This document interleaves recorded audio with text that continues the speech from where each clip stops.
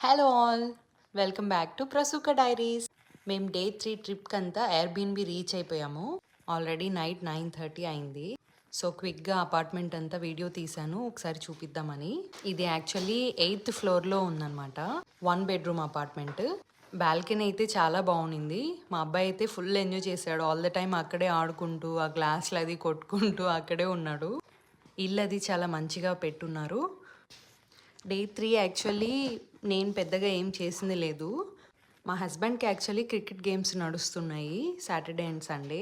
So అందుకోసమే లాహ్తి అనే ప్లేస్కి వచ్చామన్నమాట. సో డే 3 అంతా ఎయిర్బిఎన్బిలోనే ఉంటూ బాబుకి బ్రేక్ఫాస్ట్, లంచ్, డిన్నర్ ప్రశాంతంగా ఇక్కడే కుక్ చేస్తూ ఎయిర్బిఎన్బిలోనే ఎంజాయ్ చేస్తూ ఉన్నాము.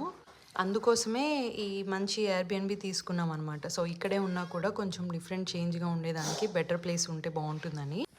మా అబ్బాయిని చూసారా ఎంత ఎంజాయ్ చేస్తున్నాడో. మేము అలా ఎంటర్ అయ్యామో లేదో పరిగెత్తుకుంటూ బాల్కనీలోకి వెళ్ళాడు. అక్కడ ఇంకా ఆ గ్లాస్ టేబుల్ అన్నీ అక్కడ వెళ్ళి డ్రమ్స్ కొట్టడము, వాడికి డ్రమ్స్ కొట్టడం అంటే చాలా ఇష్టం అనమాట. సో ఫుల్ గోల గోల చేస్తూ ఉన్నాడు. వాడు ఎగ్జైట్మెంట్ చూడండి ఫేస్లో. మా అందరిలో వాడే బాగా ఎంజాయ్ చేశాడు ఈ అపార్ట్మెంట్లో.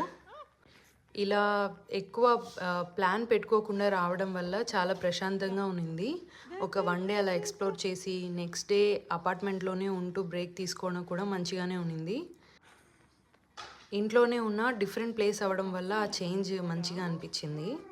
ఆల్సో పిల్లలు ఉన్న టైంలో ఎంత రిలాక్స్డ్గా వెళ్తే మనకు కూడా అంత బెటర్గా ఉంటుంది కదా.